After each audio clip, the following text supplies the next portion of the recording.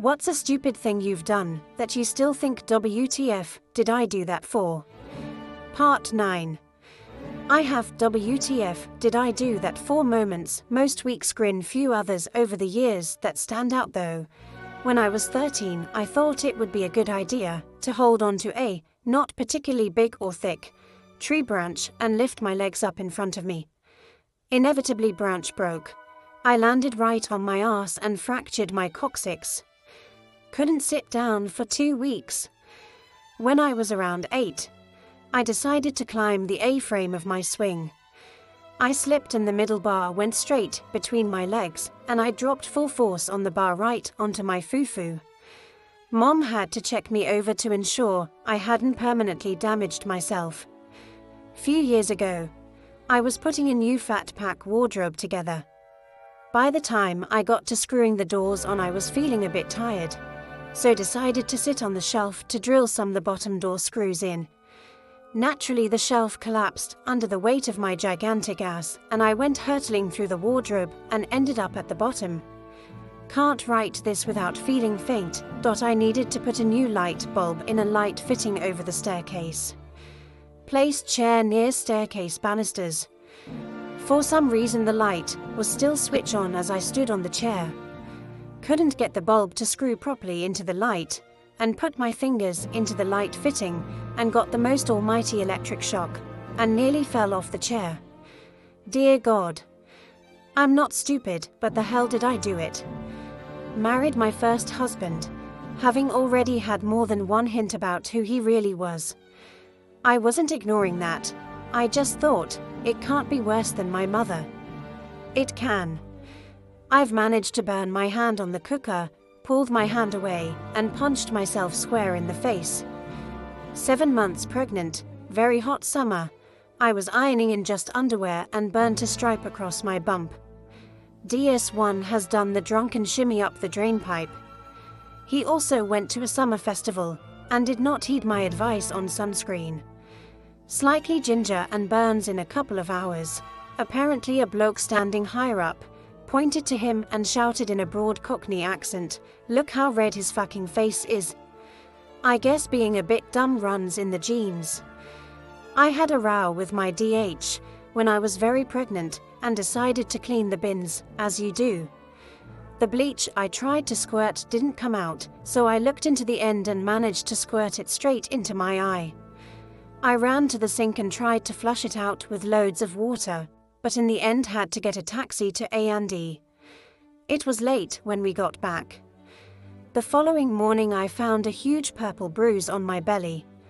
I rang the midwife, but because it was the weekend, got put through to the ambulance service. I explained to the dispatcher, who turned out to be someone I knew, and she said she would get the duty midwife to come round. I decided to have a bath before she came and the bruise washed off. It was dye from the skirt I'd been wearing the previous evening. I had to call the ambulance service to explain, and they had a good laugh on me.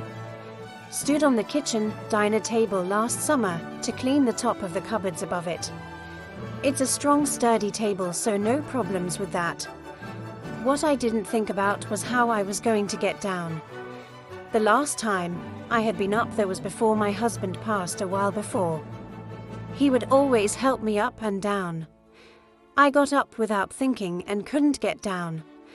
I decided I better jump off. In doing so, I took 4 table over with me and broke the table legs. I was okay, though shook up, and yes, I needed a new table, oh well. I had the other some years. I did donate the damaged one to someone I knew of who could repair it for a family member, just setting up home. Went out for a few drinks one Saturday night. Came home and nipped to the loo with my iPhone in the back pocket of my jeans. All was well until I pulled them back up and phone plopped out and landed in the lav. It was soaked and didn't come back from the dead. I had insurance, so claimed, collected new phone a few days later, and went for drinks on the following Saturday. I did it again. This time we rescued it somehow, but it never really worked properly after that. At an interview for assistant secretary's job, the boss and secretary interviewing me, I was asked by the boss where did I see myself in 5 years' time. I replied that I didn't want her job, nodding towards the secretary. As she looked so stressed, boss showed me out swiftly after that. Okay, I did not do this. A co-worker from years ago did, however. She was using a tampon for the very first time. She very carefully read the instructions, which included, for first-time users, a bit of petroleum jelly will make insertion more comfortable. Not having petroleum jelly, she decided that Vicks Vapor Rub, a mentholated chest rub, would work just fine. Do not try this at home. Hope you are enjoying today's video from Mother's Narrative Network. Please like, comment and subscribe for more daily uploads. Don't forget to click the notification bell. My latest stupid thing is reading this thread while sitting in the dark my daughter's room waiting for them to go to sleep. I keep laughing, and every time I laugh, no matter how much I try to suppress it, I have a massive coughing fit. So everyone is still awake. But seriously though, I could go on all night. I once drank a cocktail in Kathmandu without a second thought about the non-alcoholic ingredients, including ice. Even though for weeks we had been studiously boiling our drinking water and adding chlorine tablets too before drinking it. I got giardia. I recently tried to walk my 2 young border collies with my 2 young children and locked us all out the front door without the house key. Then I jumped the fence to see if I could break back into my own house, and my knee went crack and out from under me. I was on one side of a 5-foot fence and the dogs and kids on the other in our front yard. Luckily, it turns out I had forgotten to lock the back door. Unluckily, I ended up on crutches for a week, and my knee still isn't right. I stepped barefoot into a campfire. When I was 18, I did a fire walking course. It was a hippy-dippy mind-over-matter thing which culminated in walking over hot coals. Fast forward to when I was 21, traveling in India. It was New Year's Eve, and I was rather intoxicated, sitting around a campfire telling a group of people about the course. Decided to demonstrate. My whole foot was one giant blister. It was agony and I couldn't walk for days. Probably should have gone to hospital, although the beach in Goa isn't the worst place to be laid up. Was changing the light bulb in a bedside lamp and saw a bit of lint in the middle. Took it out without unplugging the lamp and the shock blew me across the room. I took a large tray of ash from under our fire grate outside to put on the compost bin. I knew it was windy. Needless to say, the compost bin didn't get any, and I needed a shower and thorough hair wash. I bought a new pair of office pants that said wash before wearing. I didn't wash them, just put them on and spent all day in them. I visited my friend's house and used her toilet. When I looked at the white wooden toilet seat, it had a huge ass stain in black dye. Looked down at my legs and noticed my legs were also stained. A few years later, I bought a bathing suit that said wash before wearing. Again, I just put it on and went to a water park.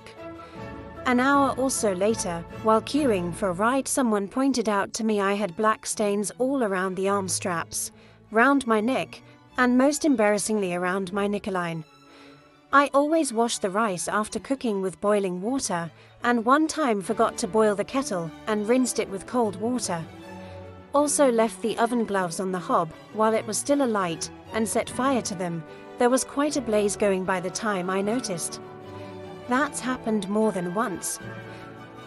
Just thought of one my daughter did. At the age of about 4 on Christmas Eve, she stuck a tiny piece of Lego up her nose to stop her brothers having it. Had to go to A&E to have it removed. We weren't there too long, thankfully the triage nurse got it out. And we were back home quite quickly. They gave her a beautiful velvet pastel patchwork teddy bear, and I remember thinking, oh no, she'll be doing it on a regular basis to get more toys, lol. A few summers ago, I was trying to fix a trellis to a wall in the back garden. DH was working in the front garden. As I was drilling, a gust of wind blew my long hair into the drill, wrapping it around it and yanking my head at speed into the wall. At this point I am attached to drill, pinned to wall and daren't put the drill into reverse in case I press the wrong button and make things worse. I shout for DH, who can't hear me, so attempt to call him. He can't hear his phone and it takes about 15 minutes to raise him. When he finally rounds the corner, he finds me half sprawled on the floor with my ear on the wall clinging to the drill. He reverses the drill and releases me. I'm left with a bald patch, which is still thinner than the rest of my hair 2 years on, nasty bruising to my forehead and whiplash. I now tie my hair up whilst doing DIY. Put my husband's expensive camera on a wobbly shelf. It fell off some hours later as the walking past the shelf, the floorboards creaked and made the shelf shake. The expensive camera fell down and broke. I then took it into the lounge to show my husband. He was so upset. We still have it now. Just sits there on a shelf in the bedroom, not being used for years now. I've told this on my then baby group. When Dee Dee was less than a week old, we went out for the morning, had a lovely morning pain-free CS. Then I was upstairs having a rest when then husband brought me a cup of tea. For some reason, I put it down directly on the bed. It rolled and burnt my bare thigh, so I leapt up and pulled my stitches and was no longer pain-free. Just WHY. Decided to rent and drive a boat for a week when I didn't know how to drive a boat, nearly crashed it several times. Put fingers in a hand blender with it still on, bleached my hair, and was in a hurry so didn't wash it up fully. Lost a huge chunk of hair. The worst was only a couple of months ago. I was trimming my lady area and cut my fanny. I cut actual flesh off. Oh, mine. Apart from marrying a man, just because he was called Big Gusticus, I can tick off a lot of the ones above: throwing the stock, pouring the gunky water down the sink, I've taken the U-bend off, drinking my contact lenses, stapling myself, ironing myself, falling off wobbly things I know are wobbly, but it's just for a moment, wrapping my hair round a drill. I'll add, choosing to start plumbing tasks after 7 p.m, when all the shops selling the part one don't have in order to put it back together successfully or closed in winter, and repeatedly stabbing or sawing my left hand that's holding the thing I'm cutting or sawing. Both annoyingly regular occurrences. I'm a disaster area. When I was about 21, I lived in Paris for a year. Got on a very crowded metro train with my mobile phone in the outside pocket of my rucksack, which was fully on my back. Found myself surrounded closely by somewhat dodgy-looking blokes. Thought to myself, probably shouldn't have my mobile phone there, would be quite easy to pickpocket it. Lo and behold, it got pickpocketed. The fact that thought went through my head, but I did nothing about it. Visiting relatives in Germany. Stupidly decided to take all our cash, nearly 1,000 euros, passports, cards, etc. in my handbag on a tram ride into town, then left it on the tram and only noticed 15 minutes later when could not find my phone, also in handbag. Why? WHY did I think it was a good idea when I needed almost none of it with me and it was perfectly safe at my relative's house. Unbelievably, I got it all back. Someone handed in to the driver, who handed it in having seen how much cash there was. Poured the cork out of a bottle of Prosecco with my teeth. It wasn't twisting with my hand. Nearly gave myself fucking whiplash. Should have just shook it like an F1 driver and let science take over. This thread is absolutely hilarious, has kept me entertained for most of the day between wrestling with a toddler and keeping an eye on a 4-year-old. Funny but painful one I did recently was trying to tear the cling film along the jagged edge, which I was doing with such force, and had my head bent towards the roll. I managed to dislodge the roll from the box, which swung round towards my face, resulting in a split lip and bruised mouth. Jumped off a moving old Routemaster bus. It was moving slowly, but, dear reader, it turns out that even when it's moving really slowly, it's moving a hell of a lot quicker than you think. Rather than waiting for it to stop at the bus stop, I thought I would surely impress the rather handsome chap who had been sitting across from me by leaping gazelle-like off the bus in a sophisticated fashion, like the woman in the old Charlie perfume advert. Sadly, it didn't go quite according to plan, and as I hit the pavement, I had to keep running sideways to stop myself from falling and careered straight into the queue of people at the bus stop, duly knocking over a young chap who was standing there minding his own business. My efforts to try to look as if I'd done it on purpose were in vain, and the poor fella, who I'd knocked over shouting, "What the fuck are you doing?" didn't really help. I had to change my route to work after that and never got on that bus again. Not me, but my husband decided to show off and put the flaming sambuca out with his hand, claiming he'd done it so many times before. Little did he know that this particular one had been lit for quite some time. It completely suctioned to his palm. He literally had to shake it off, smashing the glass in the middle of the restaurant. He was in agony, spent the next couple of days off work with a fever in bed, still has a faint ring mark on his palm over 15 years later. When pushed by his then boss about what had happened, he replied, "That's nothing. I did that with my ass once," and proceeded to drop his pants and show him the matching ring mark on his cheek. The glucose tolerance test. I had 2 in a week, a day apart, because I lost the will to argue with them anymore over it. I came out of the hospital and collapsed into the road on a blind bend. Apparently the skid the car did to avoid me was very dramatic. I declined all further appointments and carried on with the free birth I had planned. I once need to leave work a little early for a doctor's appointment.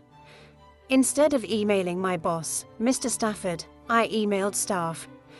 Everyone in the entire company got my email. Thank you for watching. Hope you enjoyed today's video. Before you go, please like, comment, and subscribe for more daily uploads. Don't forget to click the notification bell.